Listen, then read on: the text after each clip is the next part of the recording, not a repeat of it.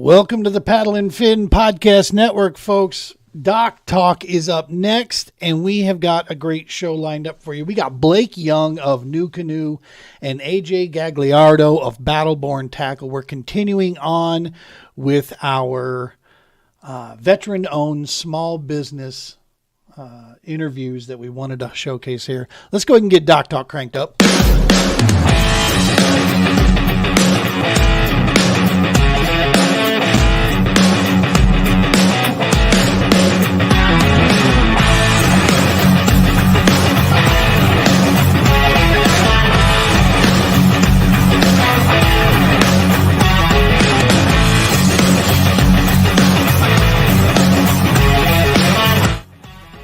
Folks, welcome to another edition of the TPO podcast, Dock Talk.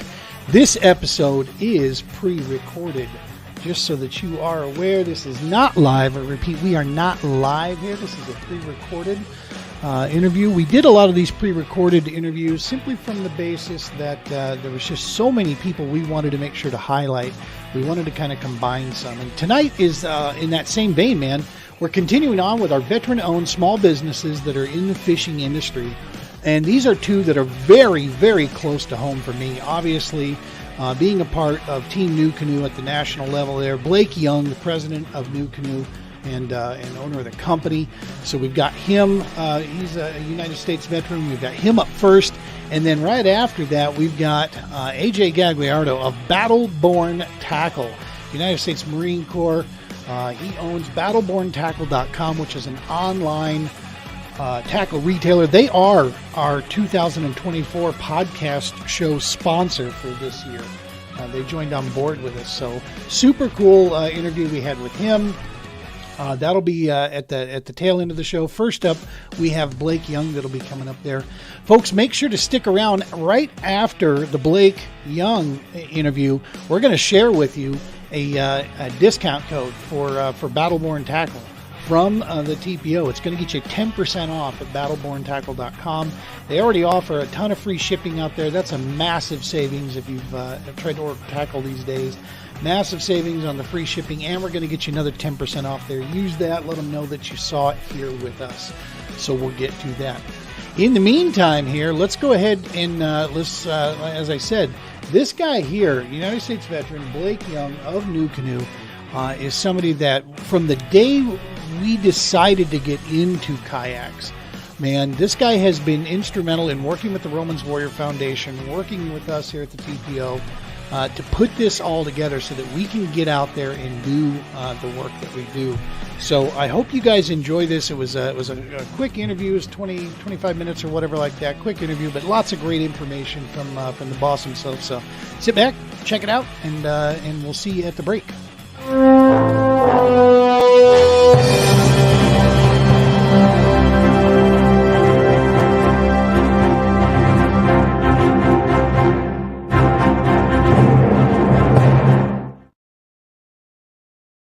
Man, I'll tell you what, I'm beside myself here because I just learned something super cool about our next guest who's coming on here. He's pressed for time today. So without further ado, we're just going to bring this guy in here. His organization, his company, we are absolutely 100% proud to be a part of these guys. We've been with them since our start in the kayak game. Let's go and bring in Mr. Blake Young of NUCANOE. Blake, how are you, boss? Gene, I'm good. I'm well. How are you? You know, man, it's the off season, they say, but it's pretty much podcast season for me. It's just interviews. Nice. Well, I'm sorry to put you under the crunch here on the time thing. That's okay. I just had a soccer practice get scheduled for tonight, so get home, get them off, and you know how things go. When we get the big names in here, we're used to working around your schedules, man. It's no problem at all. We can get her done. Man, from day one, I tell this story all the time, and the short version of the story is when we were starting the True Patriot Outfitters up, and we had this idea of taking our nation's warfighters out into kayaks, we had some criteria, and it started with me finding the most stable kayaks that were out there. Then I wanted to make sure we had a good construction and a good build, and I started going down the list, and I started calling organizations. Several of our competitors, I never even so much got past the front desk. I left messages for several organizations, pitching my little elevator speech, and never heard another, didn't hear anything in return, not a no thank you, nothing. I call NUCANOE because the unlimited was on the radar right out the gates. I call NUCANOE, and the wonderful individual who answered the phone said, "You know what? You need to talk to Blake about this." So, and I'm thinking, okay, can I have his email or his voicemail? She goes, no. Let me transfer you over to him. And I'm sitting there, I'm like, but Blake, you mean Blake Young? Because I'd researched the company. I knew you owned it. And I'm like, okay, shit, we're on. Okay, it's live. I got to get ready to talk to this guy. You and I get on the phone, Blake. It was, I pitch you with my deal. Here's what I'm trying to do, man. And it was your response is what completely blew me away. Because you're like, all right, I'm in. What do you need from me? And dude, I was not ready for that. I tell this all the time. I'm like, shit, I'm looking around for paper, trying to figure out, like, that's a good question. I wasn't prepared for you to say, yes, let's do this. Fast forward to today, man, we got a little mini fleet of Unlimiteds out there. It's one of the most amazing relationships I've had with an organization in all of fishing, from the boat world to now. And it's cool, man, what we've got in the works for folks and our customers, coming up here for the next year. And that's really what I wanted to have you on here for, man, is let's talk about, of course, the big news, the manufacturing upgrade change that we're making here. Let's get into this here and just kind of put people's mind at ease a little bit and let them, understand exactly what we're doing and why we did it. Sure. Gene, I think when I first talked to you, if I remember right, I was on the road in Milwaukee. Going yes. from our old factory to like where we were at the time were distributing from. And yes, sir. I remember your call and hearing your pitch and being like, well, what do you need, man? Let's do this. So you took me completely by surprise. I was not ready for that kind of, yes, let's get after it. And that was, and then I did have one other company coming back and I said, thanks, no thanks. We're good to go. We're set up. And it's, here we are. There we go. Good stuff. Man, this is, it's a big change for us. We announced it kind of publicly last week and it, got a lot of attention, which was cool. A lot of people excited about it, live in North Carolina or, have no positive things about big adventures. So there's also the questions are like, kind of the people trying to connect dots that don't have lines between them, making connections where they don't exist. So, but, generally it was a real positive reception. For us, it's like, it's old news because this is something that we started doing about 6 months ago, in the exploration process, and then, really began executing, over 3 months ago. So just a little background. NUCANOE has always had what I'm going to call a manufacturing partner. We've always had somebody else out there that has the equipment, the people, the expertise to rotomold a kayak and assemble it and do everything just as we want and get it out to our customers. When we first started, that was done in Bellingham. We outgrew that pretty quick. Then we partnered with a company out of in Ohio, and we're there for about 3.5 years. Then we made a move to the manufacturer in Wisconsin. And, for a number of years, we had a really strong partnership with them and they did a nice job for us. And, our business grew and things were good. In the past couple of years, it's just been more of a struggle, or it had been more of a struggle. We say unlimit yourself. You see it right behind me. But in our partnership out there, we were limited. It was like, well, we'll try to get the most we can or do the best we can. We want to be here. We'll have to settle for here because that's where it's at. And then during the COVID years, it was crazy everywhere. Nobody had capacity. Nobody had staff. It was all you could do to keep up with what you had coming at you. So making a change during that time frame, just really wasn't on the table. Right. And as we got into, 2023, outdoor industry slowed down a little bit. That COVID boom was past and there's more capacity elsewhere. And we're looking at, what the prior molder was given to us, looking to 2024. And, it was, okay, yeah, we definitely need to go find a new home for us. So we did our due diligence. We looked around, both inside the paddle sport industry and outside, and evaluated some different options. And in the end, felt really good about relocating the manufacturing of our kayaks to Big Adventures in Fletcher, North Carolina. And, a simple way to think about it is, they have an expertise in manufacturing kayaks, and they have capacity to manufacture more kayaks than they, essentially, in addition to their own brands that they're making. And we have, a kayak that we need to make, and we want somebody who is an expert at making kayaks to make it for us. Right. And so it just was like, boom, this is going to fit really nicely. And we don't have to explain to them the nuances of drilling self-tapping screws into a kayak hull, or how to repair something, or, hey, if it's got a defect coming out of the mold, it's got to be fixed, or it's got to be addressed. It's just stuff that they get because they've been doing this. Right. And there's other things that, we're, like I said, we were kind of limited.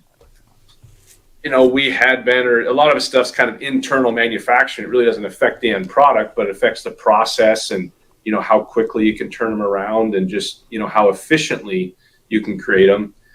That our prior partners were doing things a way that may have made sense to them, but didn't really make sense if you're focused on kayaks. Right. So working with Big Adventures, some of those internal things for, how the boats are molded and set up and run, we're really getting optimized so that we can create a higher quality product and have a lot higher consistency, both in the molding and in the assembly. Outstanding. There's one aspect here. You had mentioned something about the COVID boom, and it's my background is 100% on the business, administrative side. And there's something that folks need to understand is that when organizations, it's easy to be successful during a boom, right? When the housing market boomed, everybody was a mortgage broker, and then all of a sudden when it crashed, all of a sudden all those would-be mortgage brokers are gone or getting busted for being goofy. And then what settles after the dust settles, what comes out of it are the solid, well-run organizations. And the only way you do that properly is by adapting, right? I mean, you've got to make adjustments accordingly so that we have that longevity piece. And to me, that's exactly, what we've done. The other piece that's important for folks to keep in mind too is that NUCANOE, and I've said this in a public forum before, you can trust the fact that NUCANOE is not going to make a decision lightly or without carefully thinking it through. I mean, we're not a shoot from the hip kind of organization. Where this is one where the customer is the first priority piece, that we settle down on. And I see that daily, and you hear that from the customers that are out there. So yeah, man, this There is a story that I wanted you to address this, and I'm not going to use names just because we're going to remain professional about it, and that's not the names aren't the important part. There was a kayak manufacturer who was picked up by a similar type, situation. Team members and some customers of that noticed a drastic change in the organization itself, how they interacted. They couldn't get a hold of customer service anymore. And I've been approached with that saying, man, that's not going to happen to NUCANOE, is it?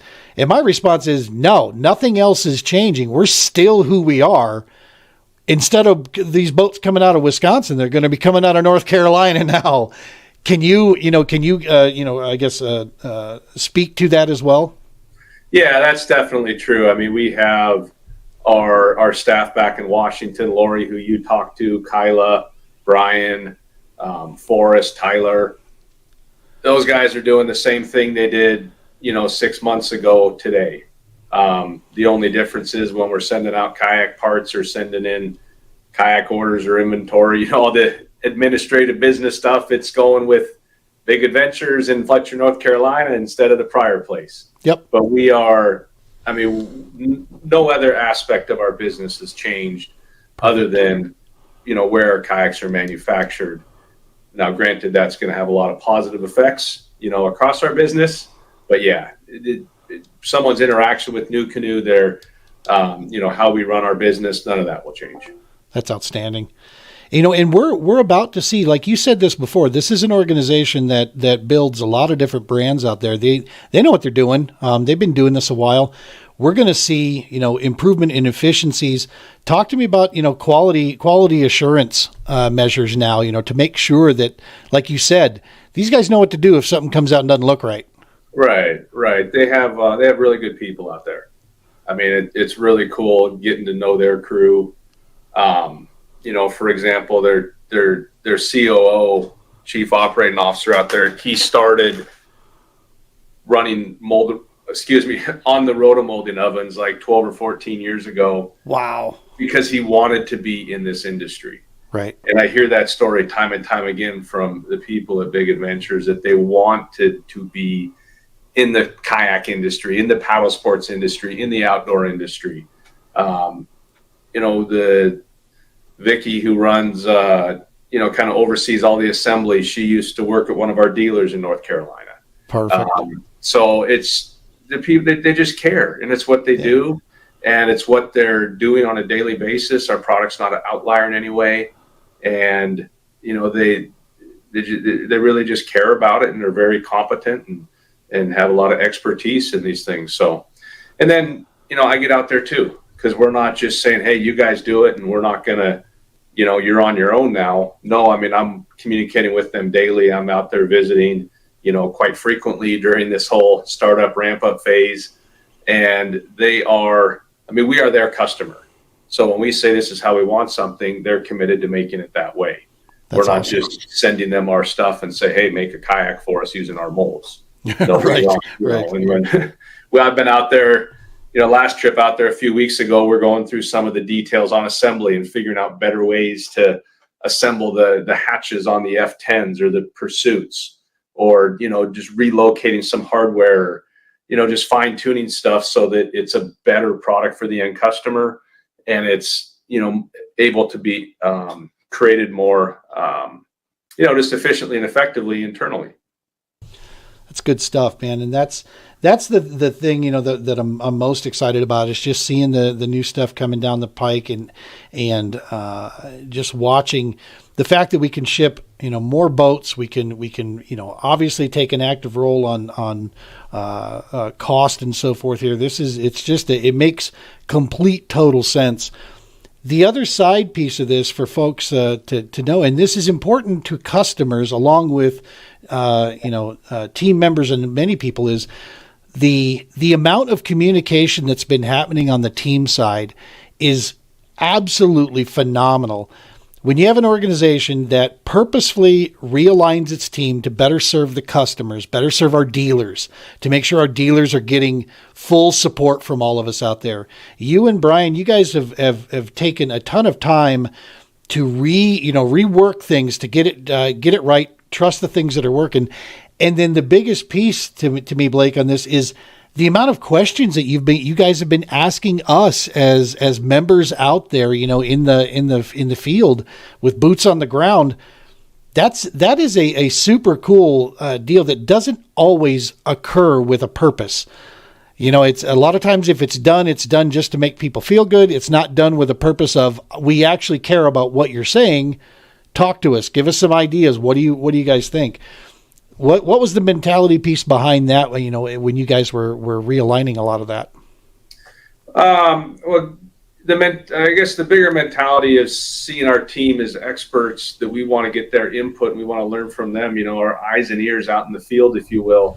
I mean, that goes way back, to when we first started the team. Maybe I'd probably say it really kind of kicked in when Everett took over the team. Building our team in 2015, 2016. And we leveraged the team for the design of the Flint and the design of the Unlimited.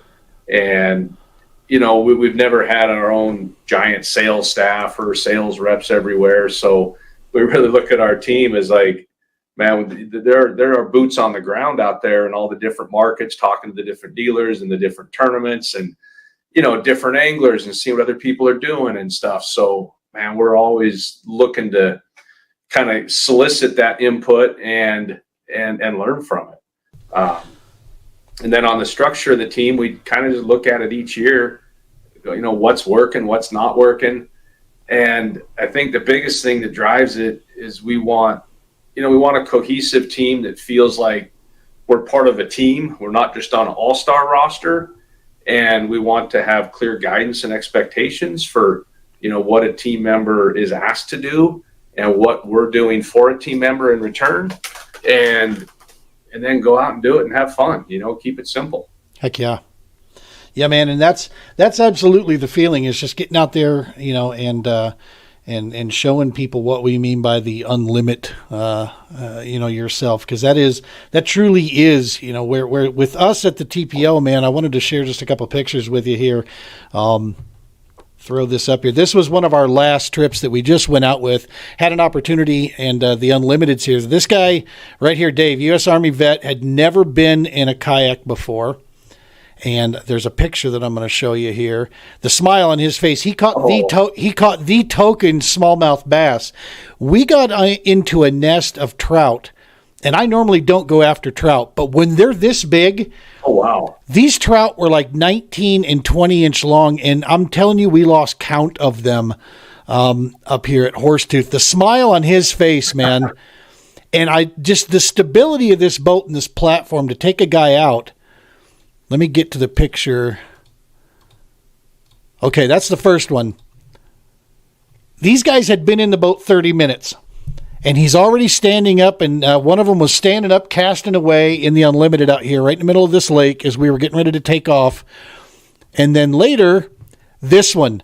Dave has no care in the world. He's just standing there.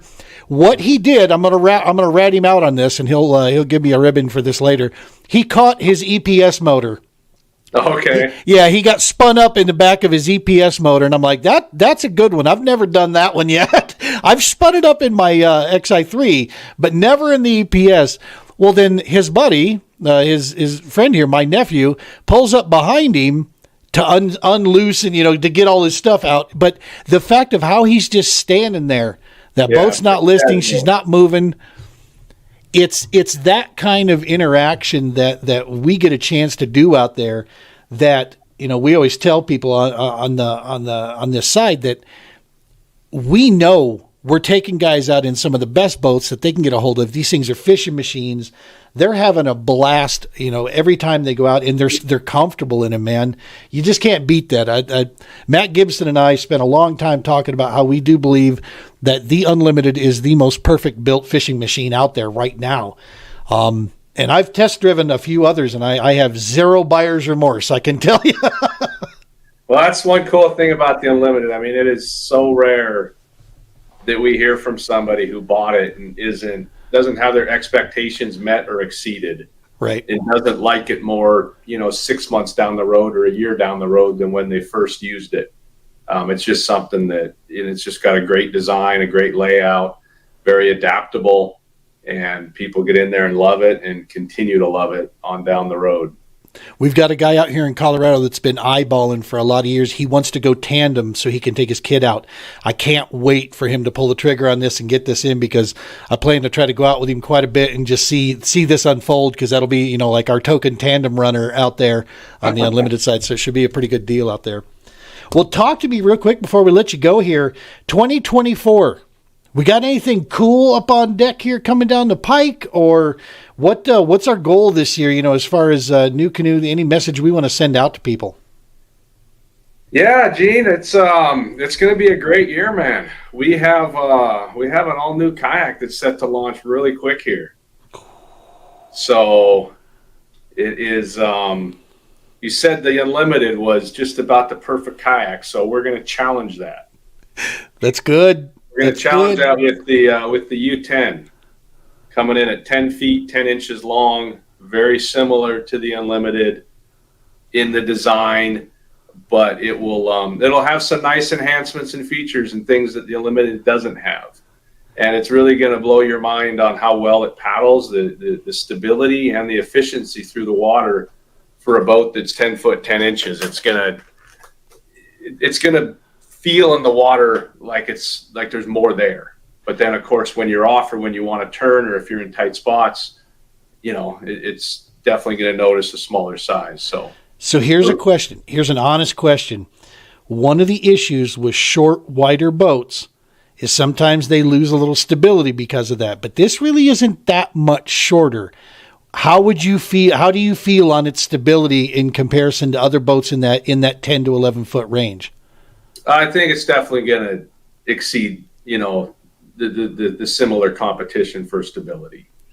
Our F10 that's 10 feet, it doesn't compare to the U10 for stability. And it's really going to be just, a little bit less than the Unlimited, but not like a big jump down. Right. So. Well, I'm hoping to get my hands on one of those because that we'll have the big Unlimited will be in the bed of the truck, and I'm hoping to be able to get that U10 up on the roof racks of the pickup, and so that way we can be running around the country with a pair of them on there. And yeah, man, that's going to be exciting times, and I'm looking forward to this because I just think it's it brings it down just a little bit and makes it a little bit more manageable, for one guy to move around. The Unlimited you can do. But she is a big boat. There's no doubt about it. And when you get some rigging on it, it can be, a challenge, even for an old fat guy like me, to move it around here and there. And it's way lighter than all of our, than our competitors out there by far. But the U10, man, seeing some of the stuff, that's exciting stuff. I mean, I remember the day when NUCANOE was like the big elephant in the room, like 50% heavier than the competition, and now we're like, all right, we're just a slender little guy over here. Yeah. Well, I tell people that U10 will feel really nice. I mean, on the water, if someone's in moving water, just wants a little more nimble kayak, it's going to do great. And then off the water, at 20 inches less, probably 15 to 20 pounds less, it's just going to be a whole heck of a lot easier to maneuver. So for those who are, hey, I don't have the need to go tandem, and I don't need that much length or space on the water, this is going to be just a killer option. When you mark my words, I'm going to say it here because we're seeing a little bit of it taking place right now. Now that Hobie's allowing motors, exciting times because it's going to be awesome to see some team members getting in this and going after some of those Hobie trophies. That would be nice to see NUCANOE put its name up in there. But something's going to happen.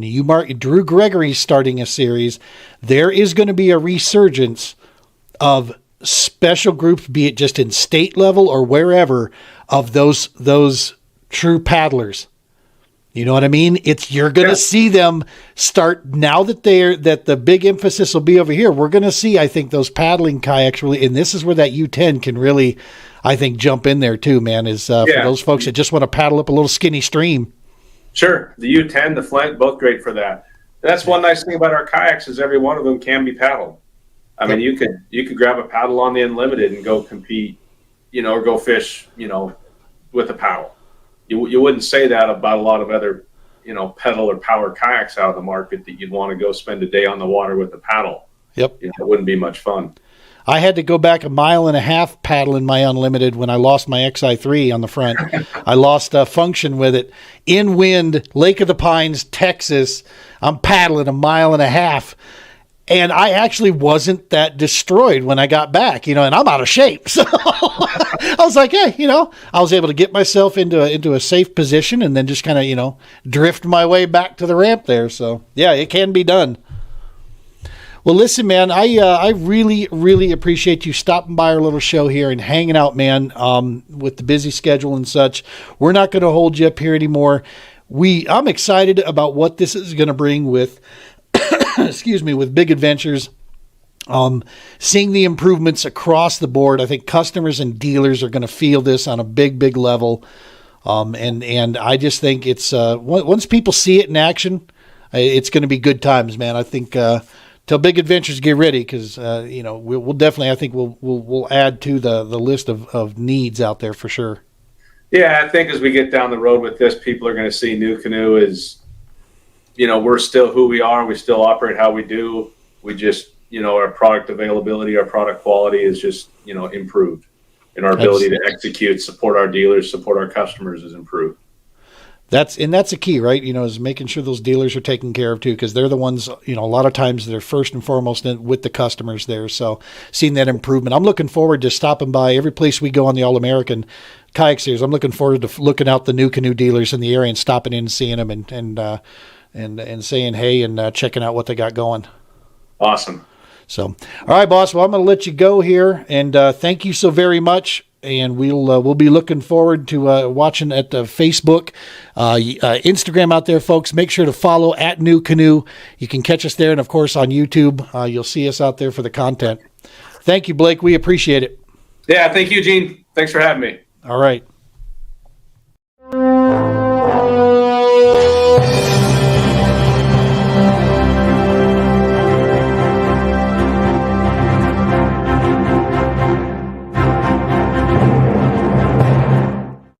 Man, I hope you enjoyed that interview with Blake. That was so cool to catch up with him. We'll be having him on the show, I'm sure, more. NUCANOE, veteran-owned, small business, made in America kayaks. We are part of Team NUCANOE. Absolutely love it. Unapologetically proud to be part of that organization and represent them. And it's still one of the most complete fishing machines, I think, that's on the market today, the Unlimited.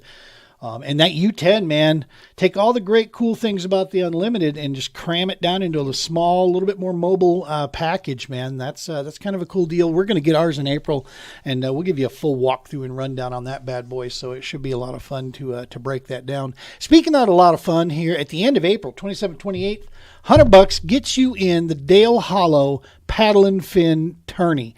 If you've up for a little drive or you live around the area, Dale Hollow, man, this is a bucket list destination. Check this out.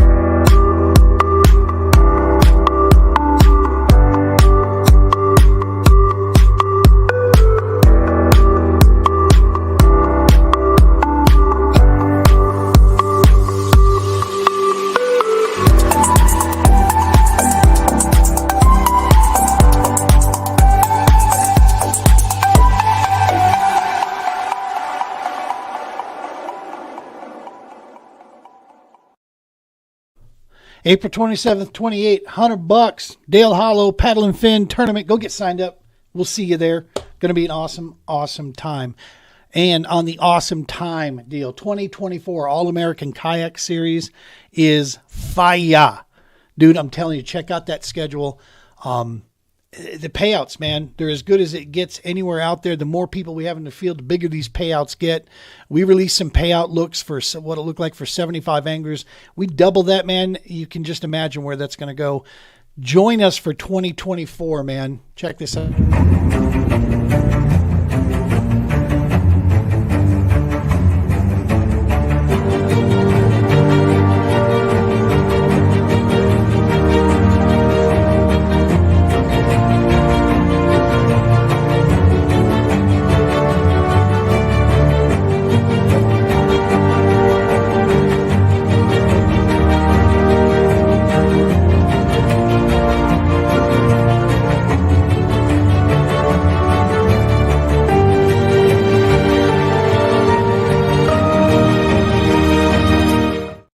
Like it said, what are you waiting for? Go get signed up now. Lake of the Ozarks is first up, the beginning of April, man. Going to be a blast. A lot of cool things set up there.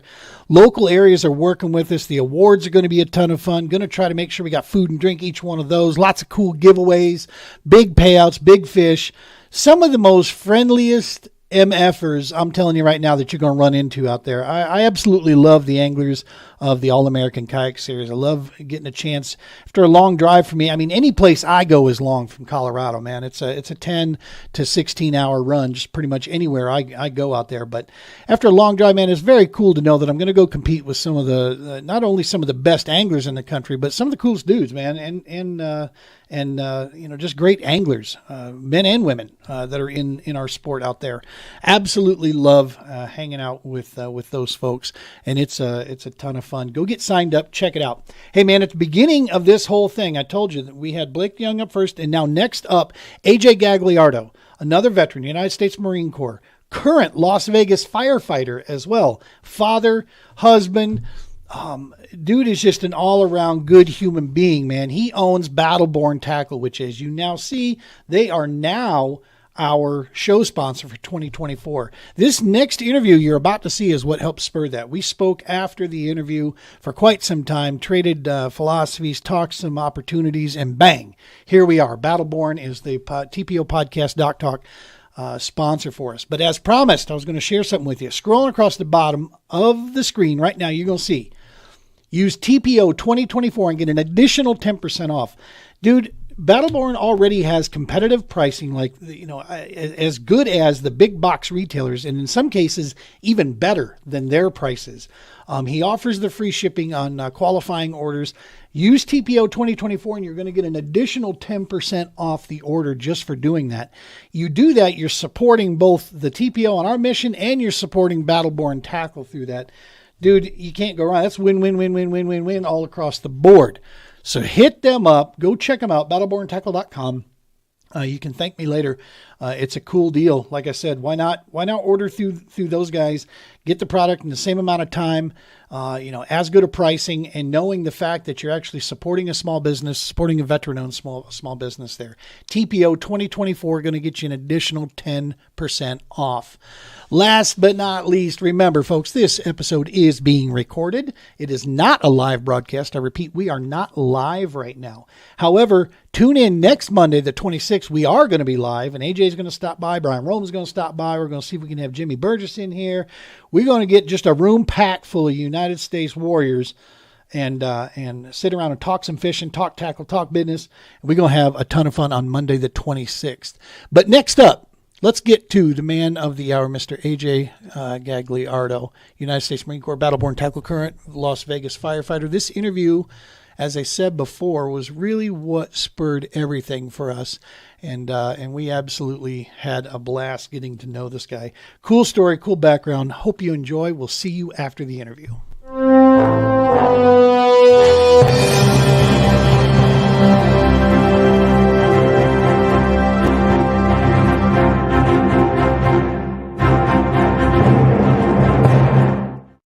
All right, tonight's episode, super cool setup here.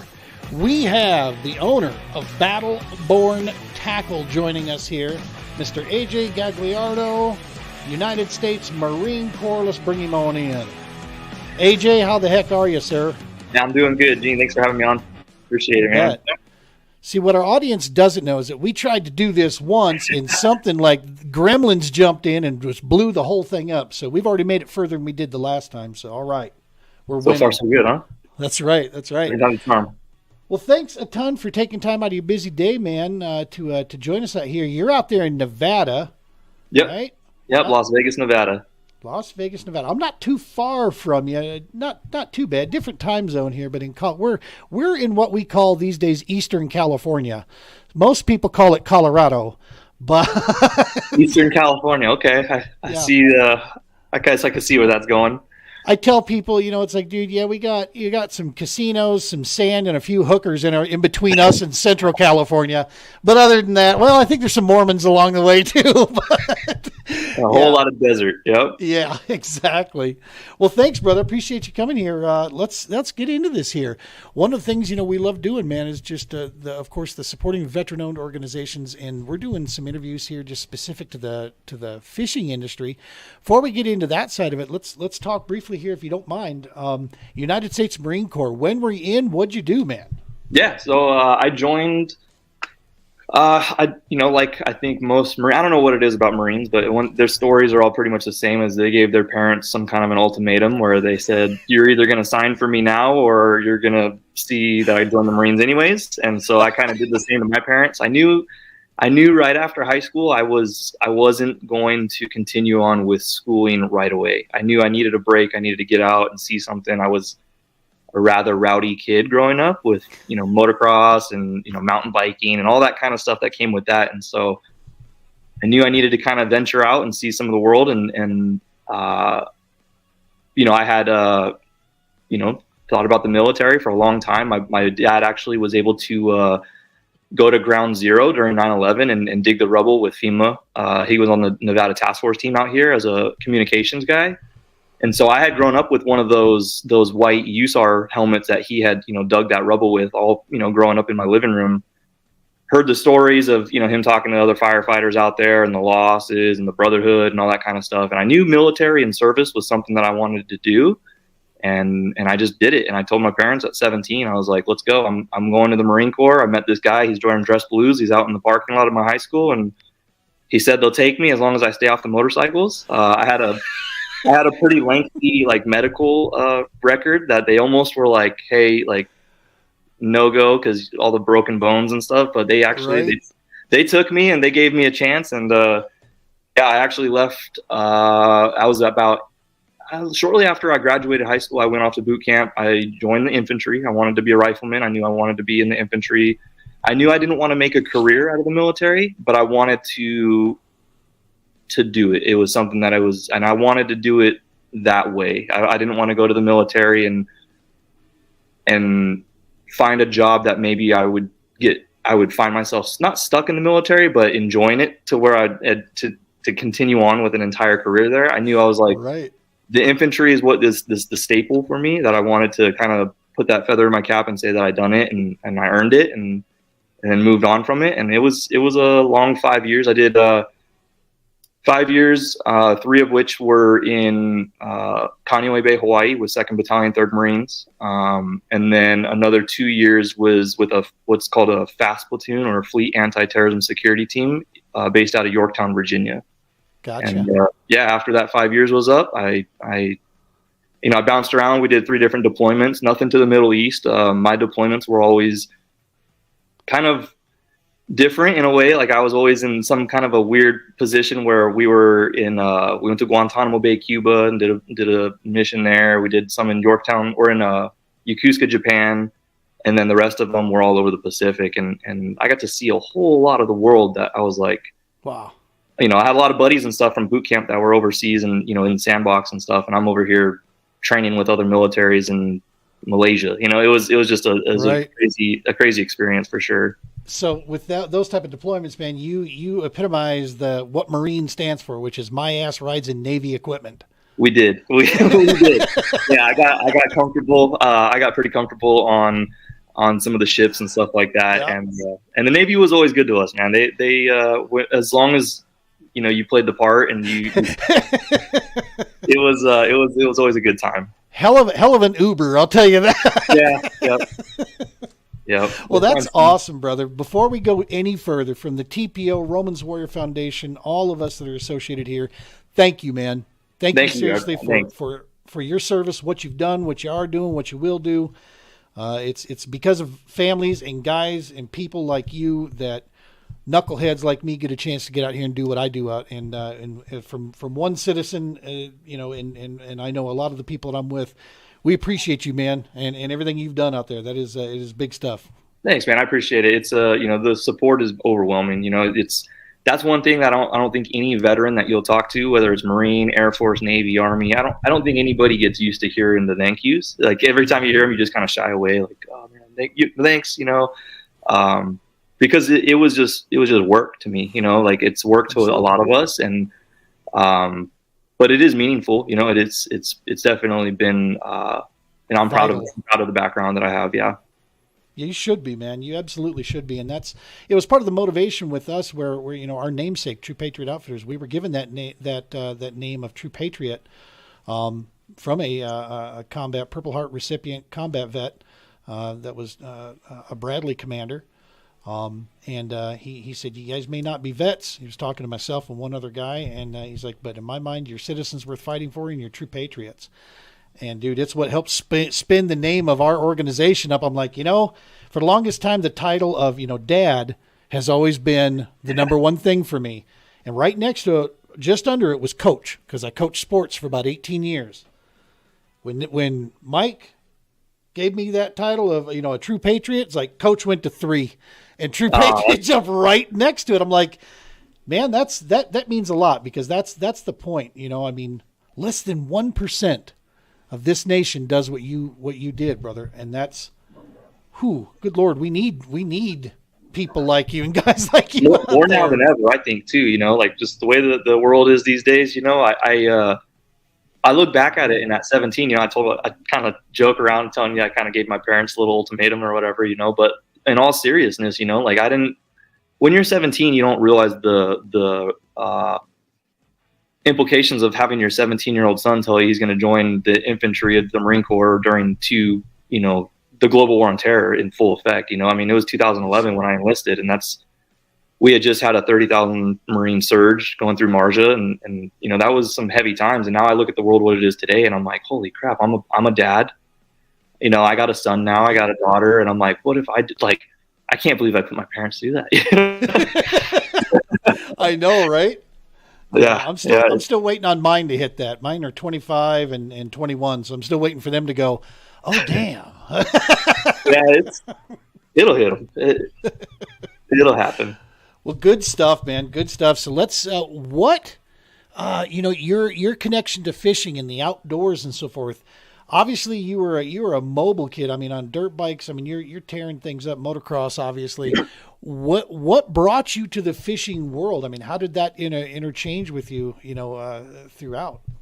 You know, I didn't grow up fishing, and it's actually funny now to see where I'm at, because you know, we messed around a little bit with like trout and stuff like that. When we'd go out camping, we'd cast a line, but I didn't grow up fishing the way that I do now, where I'm trying to get on the water multiple times a week if I can. You know, it was. Right. It wasn't until, you know, I was probably 25, 26 years old. I had just gotten my job as a firefighter here in Southern Nevada, and I had just gotten off probation, and I decided I was going to get back into racing. And I rang my bell, and I realized, you know, I got a kid at home, I got a new job, and like all these different things, you know, and all the injuries beforehand, they were all fun and games because you're a kid and you throw a cast on it, and 6 weeks later you're back on your motorcycle. But now it's like you're out of work, or, you know, the bills got to get paid and all that kind of stuff. So to be quite honest, I know it's kind of a cop out to anybody who's out there still riding, but I was just done getting hurt. I was done. Sure. I was, you know, and I had just gotten into bass fishing on a whim, just kind of messing around. I believe it or not, you know, I'm sure he gets this all the time, but you know, you find yourself watching one of those Greg Blanchard videos on YouTube, and you're like, maybe I'll get a kayak. That'd be kind of cool. And the next thing you know, you're in a kayak, and the kayak has antennas growing out of the back of it, and they're all, you know, and that was history, you know. But yeah. So yeah, it kind of just out of necessity to keep me outdoors and kind of give me a spot where I can unwind and reconcile my thoughts and kind of just enjoy being outside without, you know, the wide open desert flying through you, and, you know, or right. Absolutely. And take it from an old guy. That's not a cop out. What you came to the realization, it's called mortality. And when you become a parent, if, in my opinion, when you do it right, you realize that it isn't just about you anymore. You know, it's, you got people counting on you, and that becomes, you know, people are always going around, you know, the younger kids are always looking for that, you know, what's that reason? Become a parent, and you'll understand exactly what your purpose and reason becomes, man. All the cliches that people say about being a parent, they're all true. You can say what you want about them, they're all true, you know. It's funny because it's, until you're there, you're like, oh yeah. And then you're like, oh, okay. So I had my first child, my daughter, when I was 25. And 25, 26. And I always tell people that's actually when I became a man, in my opinion. Up to that point, I was still, you know, I was a young man. I was still, you know, I was 10 foot tall and bulletproof, and anything I wanted to do, you know, I was out doing it. When I held that little girl for the first time, it's like, okay, yeah. You had a daughter for your first also? Yes. Oh, that's it. That's the nail in the coffin right there. I don't know if it would have been the same had I had my son first, but yeah, you give somebody like me a freaking daughter, and that was it. Yeah, it was. I mean, dude, the drive home, I mean, I'm doing like 35 mile an hour because I had 20 miles to go, you know, from the hospital. And, you know, I'm watching everybody just eagle eyeing them, you know, get back. Mm-hmm. What are you doing? You know, stay, you're too close. Yep. Yeah, it was, you become real aware of things around you. So yeah, I just wanted to pass that. That's not a cop out when you're like, yeah, no, I'm good. I don't need to beat my ass apart. Look at the Shryock brothers. I mean, both those guys. That's right. I actually used to, yep. Yeah, I used to watch them race, and I used to, you know, look up to them kind of. That was to see them going through Major League Fishing and all that kind of stuff too. Now I'm like, that's pretty cool. Fletcher just went through major back surgery too, you know, and it's like, you know, he hasn't been racing. He still, I think, rode, you know, just for pleasure and such and for fun.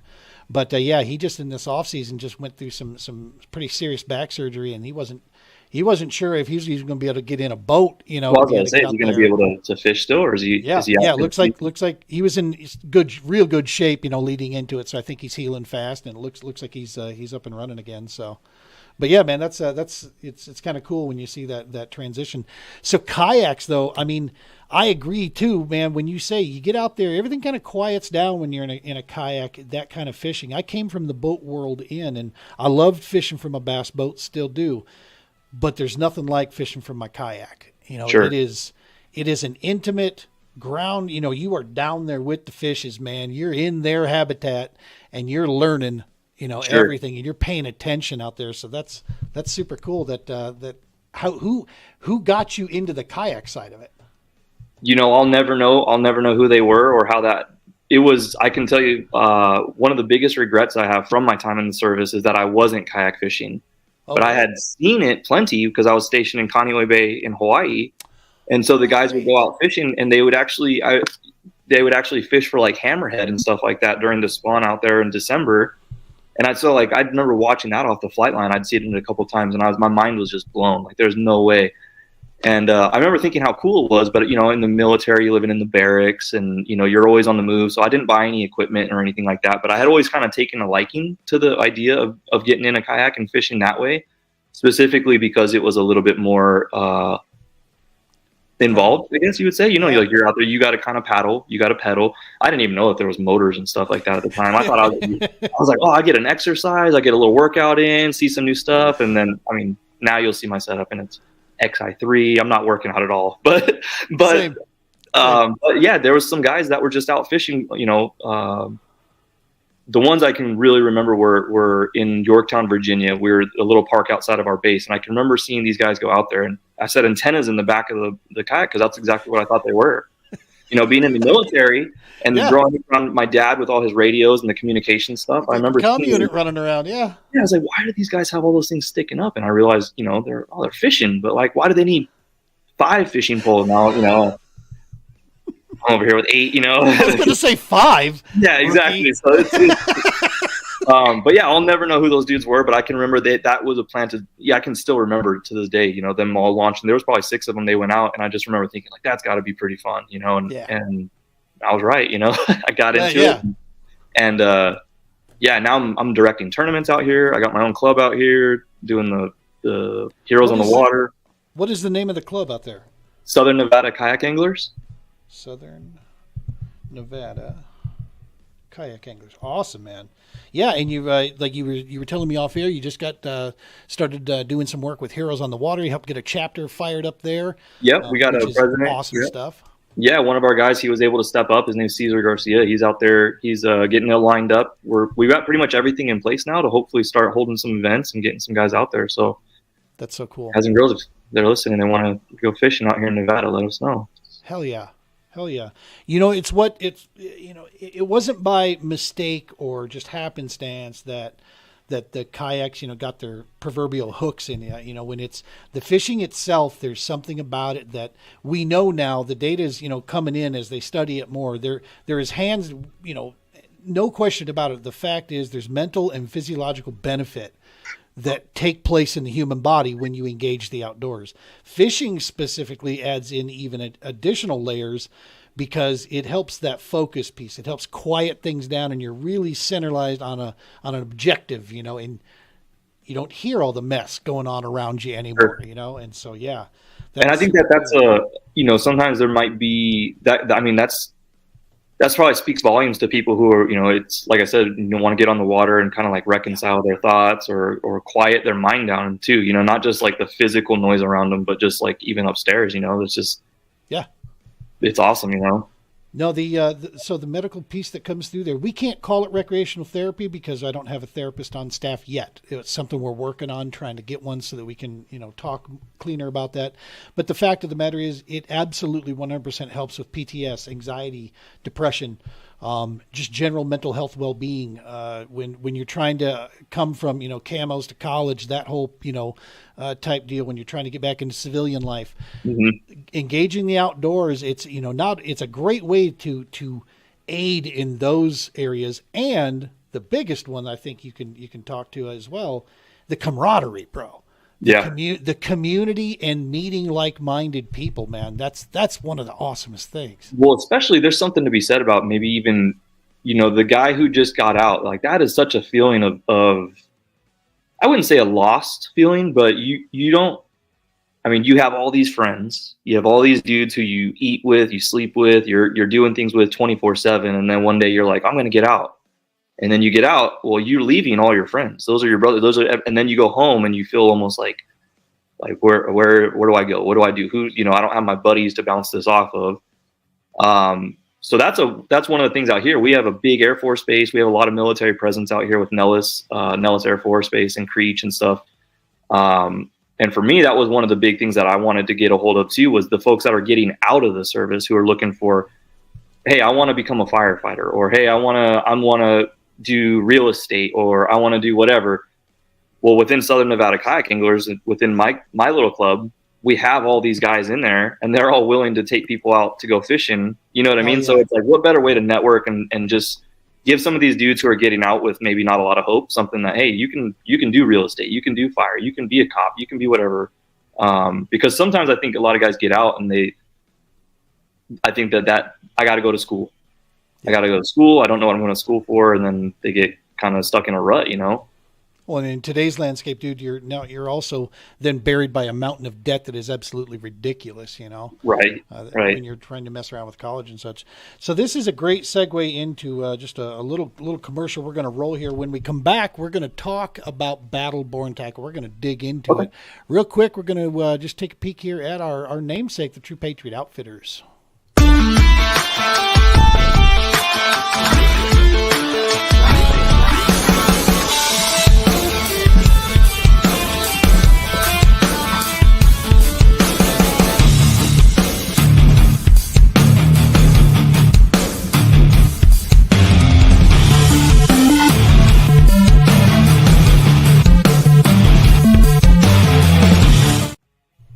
That's us, man. That's what the motivator behind it. That's the stuff that gets us out there. That the couple of those pictures there was from our Veterans Day excursion out here at Pueblo Reservoir. We thought we wanted to do like one last big event right for the year. That thing was such a success. We're like, this is a yearly gig from here on. Veterans Day, Pueblo Reservoir. We're going to be down there for at least 2-3 days. We go down, we camp, we fish during the day, we come back and barbecue and hang out at the picnic table at night. That looks like it's a lot of fun. That's in Pueblo, Colorado? Yeah, Pueblo Reservoir. It is probably, in the state of Colorado, it is probably the most, the healthiest, the most, in my opinion, the best run by the parks folks, and probably the most diverse, fishery that we have in the state. You can fish a lot of different ways and catch fish down there. That's pretty awesome. If you don't mind me asking, I don't mean to get off topic or anything like that, but just for somebody who doesn't know out in Colorado, what do you guys have for bass fishing as far as species? Is it largemouth, smallmouth, and do you guys have any spots, or is it river systems, or do you guys have reservoirs? Primarily reservoir. Everything's is a highland reservoir up here. Very little vegetation. Actually, you can find some grass in Pueblo in a couple of those creeks. There's a little bit hiding around in there. And when we find it, we covet it like we just found the recipe to KFC. Sure. Because it's like, this is like one of two patches of grass in the whole damn state. Right. Well, I always wonder, because like out here we have such a unique, with Lake Mead and Lake Mojave, I don't feel like, and I'm sure there's some pros out there and some people who are way more knowledgeable that will say, I'm wrong, but like you listen to, at this temperature, the fish will start doing this. In these conditions, they'll do this. And you go out to Lake Mead or Lake Mojave, and I feel like that's just not the case. Like they have a mind of their own. And I feel like it's because of that desert environment. But I mean, I'm always curious about other places, So there's a few generalities. One of the best statements I ever heard about bass fishing out there is that there is 100% zero absolutes ever in our sport. Absolutely. And so, you have the generalities, the frame base. A lot of our stuff out here, it's some of the hardest conditions. The primary species I'd say for bass fishing that we go after is hands down smallmouth, just because our water's cold. At elevation here, it's extremely clear. In most cases, it's like gin clear. Very little vegetation. You'll get some brush, primarily structure. Okay, rocks and such is what you're going to play with. And it so sounds like us. Yep. This is why West Coast anglers travel so well, in my personal opinion, across the U.S. We are facing such pressured, difficult conditions on the daily that when we go to other places where it's not like that, where we can throw a buzz bait, we can grab a chatterbait and run it through. Sure. We can throw into the grass with a frog. Oh my God. And it's going to do those things that typically people think it's going to do, right? Because we're looking for we're like, oh, finally I can throw my jackhammer in this grass and do what it's designed to, and right. Yeah. I think you're absolutely right. Because I mean, if you look at like guys like Cody Henley or Cayman, right? They come out of Utah and then they went back east. How do they do? Like they do awesome. It's insane to watch. Cayman's one of the best in the nation. There's no doubt about it. Young man, still making his pathway through. But anybody who's around the sport knows that kid has got a ton of experience already and solid skill set. And he's a awesome kid. He was nice. I joke about it. He's nice enough to let me put him on my pro staff this year. So he's doing me a huge favor. He's a great kid, man. I really hope that he does. I want to see him go far in this. I think that he's got some major potential. Well, living out there, the hardest thing for us out here in this side of the U.S. is just the travel. Everything is a 10 to 12 hour run for us.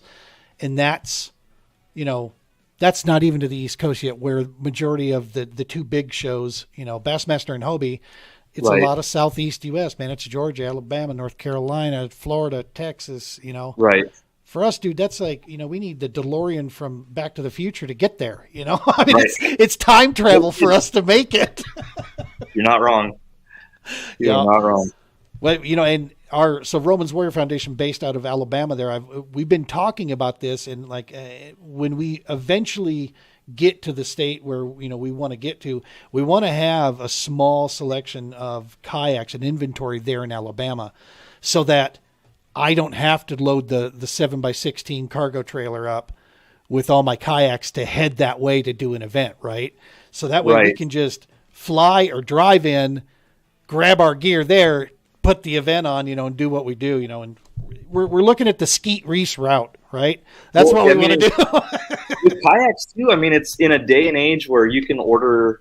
I mean, I can order a Red Bull energy drink from a 7-Eleven right to my front door, right? With Uber and all these different things, right? But like you have Lyft, and you have, instead of even doing a Lyft now, you can just rent somebody's vehicle that they're not using. So you just go and pick up their.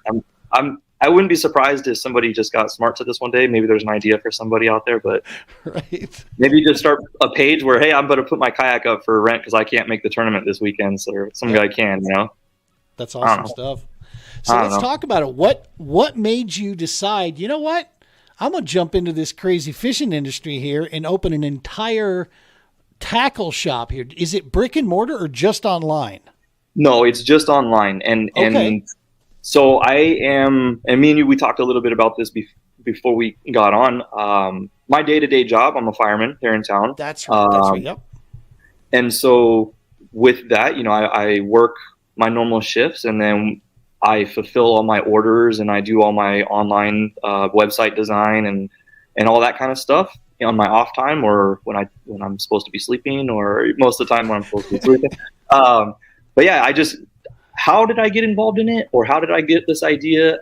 Again, this day and age with convenience is everything. I heard about drop shipping, and I thought to myself, I wonder if anybody's drop shipping fishing supplies. And you go on and you find stuff like knockoff Daiwa tackle. You'll find knockoff stuff from Temu coming from China and overseas and stuff like that. You don't know when you're going to get it. You don't know if it's going to be quality stuff or not. And the prices are all good, but you're not sure what you're getting, right? Well, I did a little bit more research. I started sending out some emails and kind of just knocking down doors, really just asking different distributors in the United States if they would drop ship. And lo and behold, I found a couple that were on board with it. And so they house all the inventory. I do all the marketing. I made my website. I do all the prices, the adjustments, the promos. I fulfill all the orders and everything online. As soon as they hit my phone, I get a notification. That goes to the warehouse. They fulfill it, and then it goes right to the customer. So awesome. With that, I can drop my prices down a little bit more because I don't have the overhead that somebody here brick and mortar might have, right? So people look at it like, oh, maybe you're cutting out the middleman. Well, I'm still the middleman.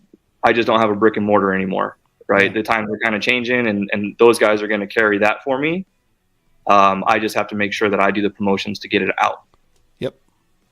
Well, that's awesome stuff, man. And I mean, you're talking like some serious name brands that you're carrying here. I'm looking. You got Missile Baits, P-Line, Garcia, Yum, Z-Man, Netbait, Strike King, Daiwa, Motor Guide, Gamakatsu, Spike It, VMC. I mean, Humminbird. I mean, good night. I mean, like you said, this is you got some the heavy hitters out there. Yeah, and I if you look close to, there's no trout stuff. There's not a lot of salt. There's a very, very little salt in there. I wanted it to be just strictly a bass fishing, something that I knew that I wanted there to be credibility, because I knew when a shop opens up, why would somebody go and shop at my shop versus Tackle Warehouse or Bass Pro or a bigger name that has a proven track history? They have a proven record, right? Why go to my shop? Well, and maybe I might have dodged the question earlier, but to do this, or the reason why I wanted to do this, was simply just to fund my own fishing ventures. You know what I mean? I thought if I could make a little bit to fund a year's worth of tournaments, and that's a win for me, right? And so I did. That's what the goal is. I guess I'd say. Yeah. So I'm going to go ahead and bring this up here real quick here, just for folks. Let me make sure. We wanted to double check. So Battleborn, it looks like it is at battleborntackle.com. We'll go ahead and bring this up. I'm going to go full screen with it here so people can see. 1 second here. Bada bing. There we go. So Battleborn, got your website up here, right from the home screen itself. Got the brands. Looks like you got fishing tournaments listed up here. That was one thing that I really wanted to do with that page, was I wanted it to also be a place where I can highlight some of the stuff going on in the Southwest. Right. Just because with the kayak stuff growing so much, and me running a tournament series out here, I get a lot of questions. Well, is there a bass chapter out here, or where can I qualify for the West Coast Championship and all that kind of stuff? So I wanted to be able to highlight all that, as well as do like blogs and articles and stuff like that too. Heck yeah.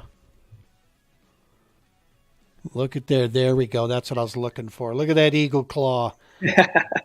I actually had the privilege to join their team last year with Eagle Claw, and so they're a legacy company, man, made in the USA, right here in Denver, Colorado.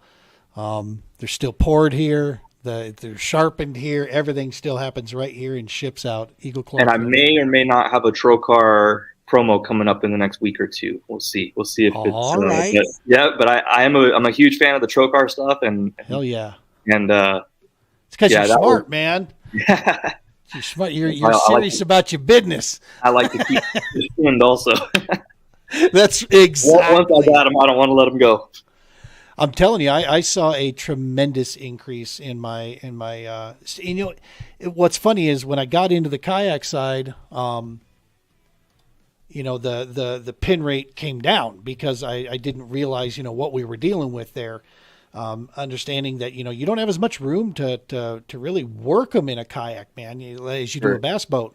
So your gear needs to be on point. You got to have the right rod and reel. You got to have that right line, and your terminal tackle needs to absolutely be banging on all 8 cylinders, right? Right. So yeah, you said it best, man. When you hook a fish with one of the Eagle Claw Trocar, they're not coming off. As long as you do your job, you're pinning them. They're coming to the yak. They're going to go for a ride. That's right. So yeah, man, you have got a ton of stuff out here. We'll bring it back up. Ton of stuff: rods and reels, fishing line, baits, terminal, tools and fishing accessories. You have quite the lineup here. Kayaking. What's under that one there? So the kayaking stuff, like I was saying, I'm kind of knocking down doors still to try to find other businesses who are on board with the drop shipping model. Yep. The kayaking stuff, I'm finding it is either going to be knockoff stuff from overseas, which I refuse to put on there, or I have to wait until we start getting a little bit more. More companies are going to go in that direction and allow for the drop shipping model to be, I guess, applied to their product. Are you still seeing any of the which I'm not quite sure how much I still believe this, but it was real what was happening. But the supply chain issues out there, are you still feeling any of that? Is it still in play? So it's hard to say. Admittedly, being a new guy, like a new business, I do get what I would call like kind of the new guy treatment. You have to prove certain amount of sales in order to get more inventory assigned to you or available to you, I should say. So I don't think that there's a supply. I think that the bigger box stores are going to get that supply before I do. I don't think that it's not there, but I think it's just like the housing market. If somebody puts their house up for $200,000 or $300,000, somebody's going to come in with cash and they're going to undersell it and get 3 of those houses. You know what I mean? Yep. If that makes sense. Yeah. 100%. 100%. I just gotta keep on asking and see, there's a couple of electronic companies out there that were like, we're going to talk in 6 months, but we want to see how you do. I'm talking to a kayak company because I thought that would be an interesting model and an interesting concept. And there's one company in particular, I won't go as far as saying just yet, but they seem receptive to the idea of it. And if it works out, it might be one of the first times that people could go on a site, pick the kayak that they want, and have it delivered from that dealer or from that manufacturer straight to their house direct. Right. Which hopefully the goal with that would be to make the ordering process just is simpler for everybody and to reduce the freight, right? You're cutting out going from the warehouse to another facility to somebody's house, right? Yeah. Yeah, man, I think in the right applications with the right products, I think the model is sound.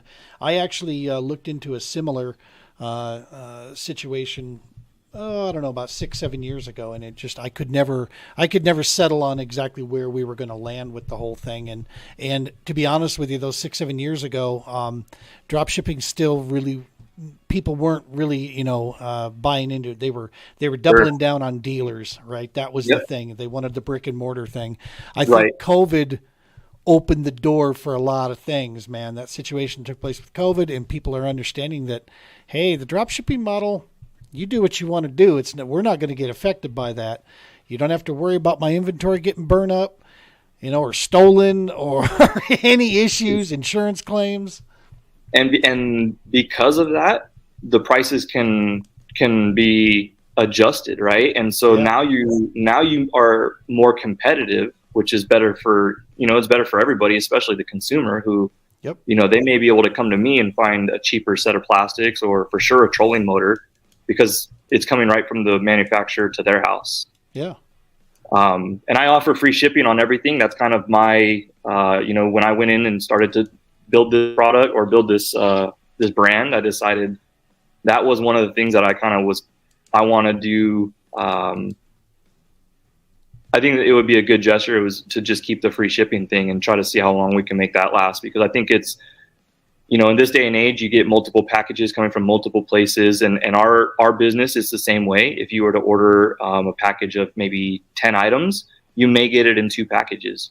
I think that shipping model, is, give folks the free shipping and bro, that's substantial these days. I'll tell you, because shipping is no joke. They're charging a ton for shipping these days. So that's a substantial savings if they're ordering from you and getting free shipping. That's huge. And if we'll do it as long as we, as we can make it happen, but it's definitely easier to do because I don't have to keep quote unquote lights on and payroll and stuff like that. Right. That's awesome stuff. That is super cool. Yeah. Your product alignment, your product selection is huge. There is a ton of stuff out here, and I'll tell you this. Here's another selling factor as to why go here over going to the big. Hey, Tackle Warehouse. I've had nothing but great luck with them. Right. Every time I order, I get the product quick. Everything's great there. However, here's the deal. Every economy around this United States of America, which right now the economy should be on your brain if you're any type of decent citizen, you should be concerned about what's going on out there. The economic engine of our communities is run by small business. Right. That is an absolute fact. That's what That's the people paying the taxes. That's the people employing the people. That's what's running your local communities, is your small business owners out there. They're the ones keeping the lights on those streets burning, right? Yep. So when you have an opportunity to support a small business organization that is focused at customer service, has great pricing, and then you add on the extra piece that is owned by United States veteran, hell yes. That's a win across all boards in my mind, man. That's a no-brainer.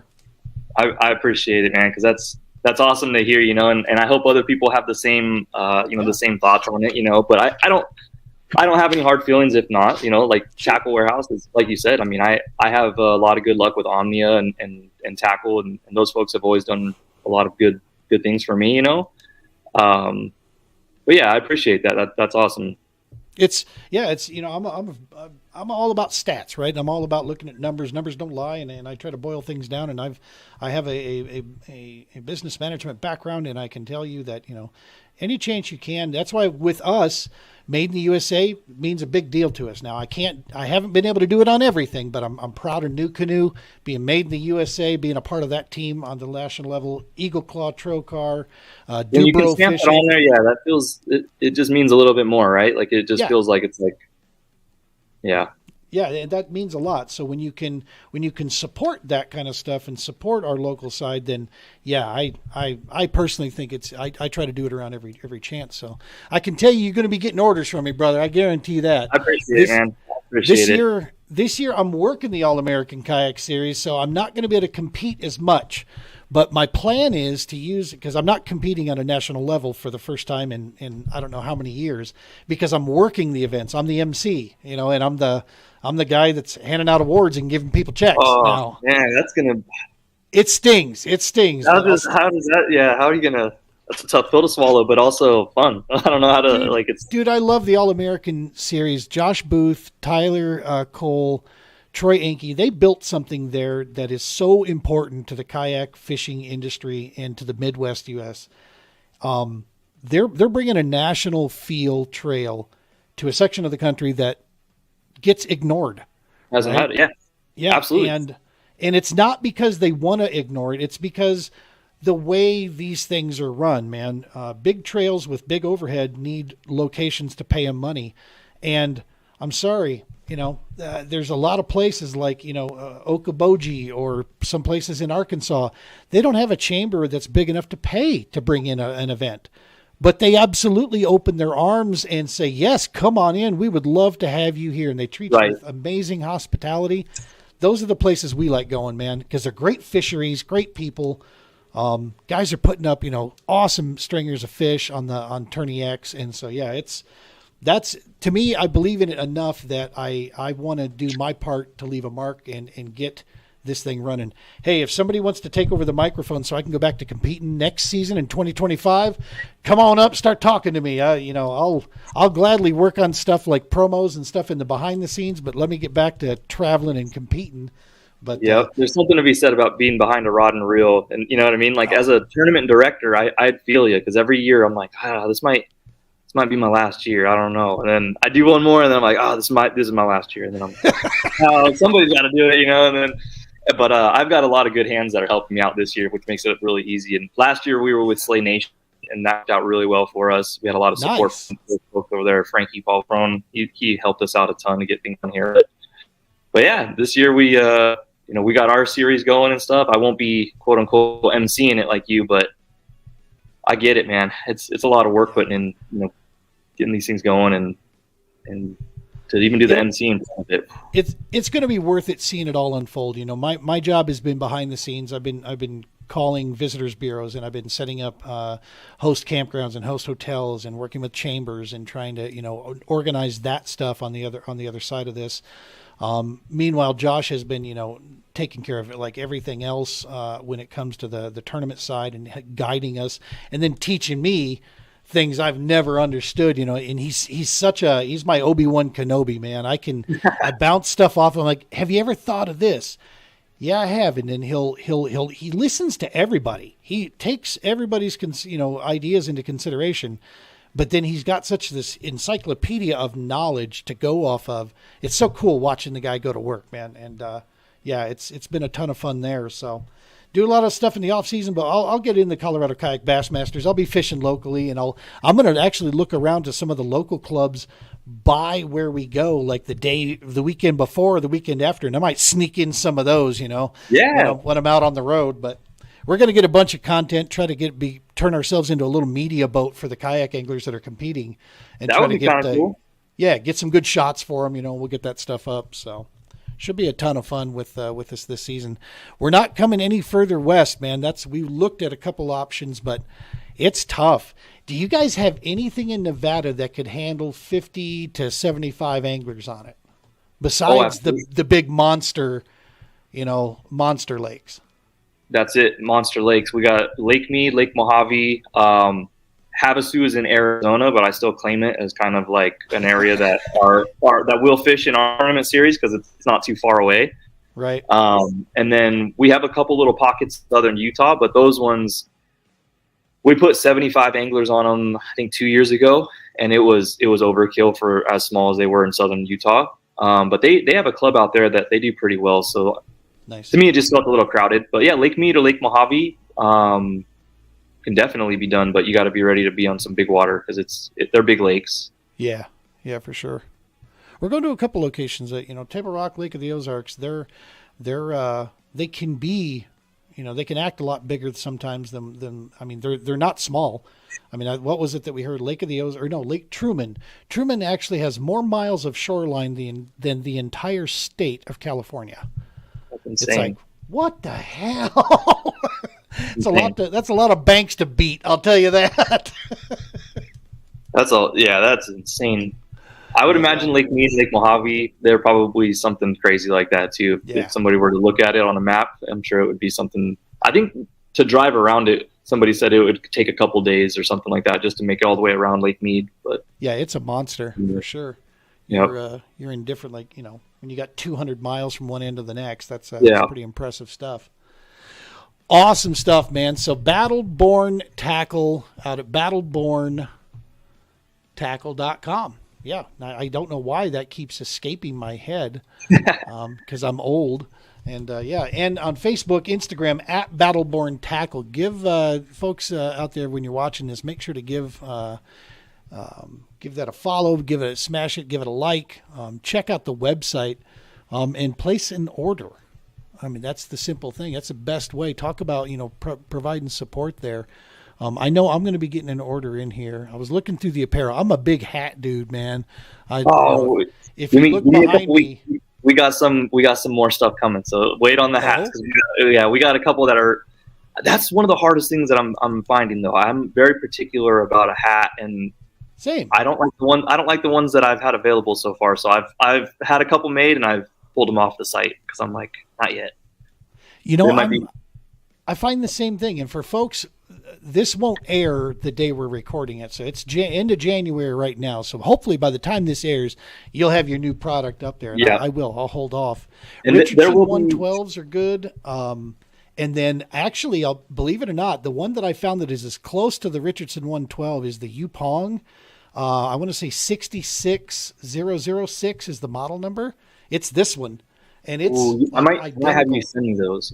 Yeah, I'm having a hard time finding a good one that I like. So at a reasonable price, right? Right. Yep. Mm-hmm. Like blank hat, $18. I'm like, yo, there's no reselling that. Yeah. We have some other stuff coming too. I just got some Rotomoto coolers. We did put up the kayak stuff that I have up there is. That'll be changing here in the next, hopefully, couple months. We'll start getting some better names, and I think everybody knows who I'm talking about when I start getting some kayak related equipment. Yeah.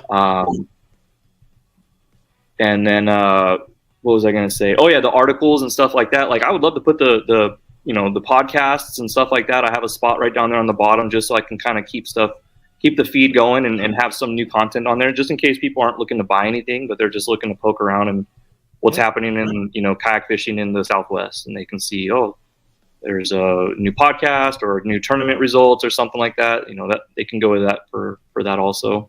That is awesome, man. That is good stuff. Being that source of information that you can pass it on and get it out there, and I loved hearing your take on this stuff, AJ. And again, thank you so much, man, for taking the time with us here and for hanging out. It's important, the mission, that we get this stuff out here. It's important to find those ways of support. You are a United States Marine. There's no question about it. You were trained to serve, and you continue to find ways to do that. Even today, you serve your local community, still serving, and finding ways to, with heroes on the water, taking care of that stuff. It's impressive stuff. It's inspiring, and it's super cool to watch get undone there. We wish you the best, tightest lines that can happen for you with that stuff. I appreciate it, Gene. Thank you for having me on, man. Thanks for everybody who listens and stop by the site, and even if people don't buy anything, stop by and leave me a review or leave me a comment like, hey, I built the site from the ground up on my own, and I have no background knowledge. It was all YouTube University. So if somebody has any pointers where, hey, man, knucklehead, do this, change this or something, I'm super receptive to that kind of stuff. I can take the criticism pretty well. Well, I can tell you, when you have a budget, I can tell you, and it doesn't need to be a big budget, but when you have a budget that you're willing to put towards the website, I can actually give you the name of an organization that knows our industry inside and out. They're very reasonable and extremely responsive. So yeah, I'll talk to you after we wrap out of here. All right. Off air, I'll get you some information on those, but for sure. Folks, make sure to get out to battleborntackle.com. Like them on Facebook, Instagram at battleborntackle. Make sure to show that support there. Always with the Paddle and Fin Podcast Network, Romans Warrior Foundation, True Patriot Outfitters, All American Kayak Series. Give us that same love out there. That keeps this whole big family engine running, man. That's how we get it done together. Again, AJ, thank you so very much, brother. We appreciate it. Thanks again, man. Appreciate it, Gene. You bet. Tight lines, folks. Be safe. I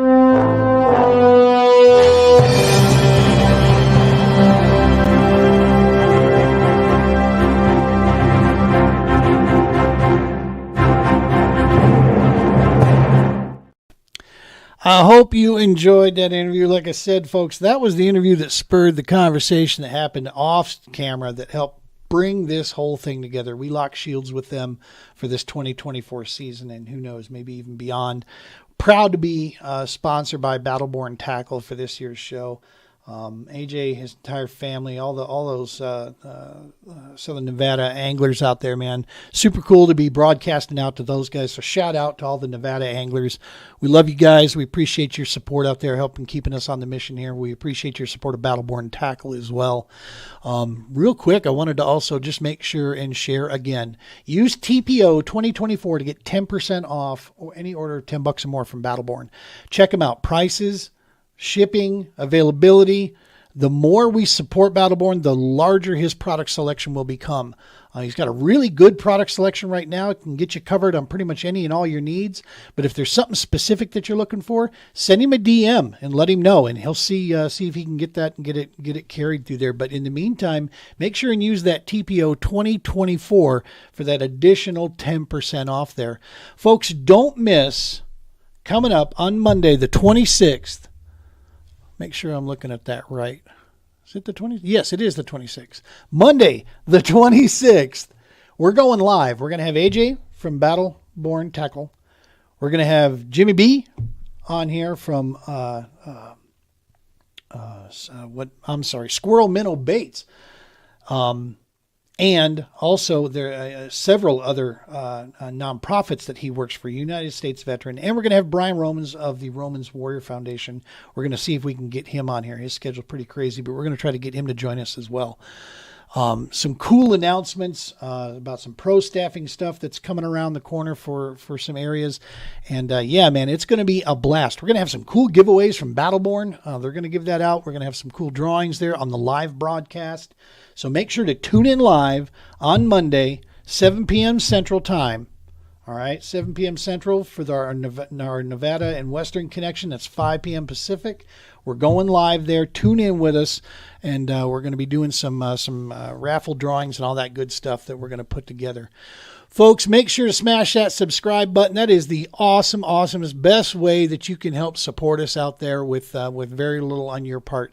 Simply go to YouTube, look us up at TPO Podcast Doc Talk, find that, and click subscribe. That's all you got to do. Simple. If you're on Facebook and you feel like giving us a like or a follow there, that would be awesome too. Instagram, we're there at True Patriot Outfitters, all the way across the board.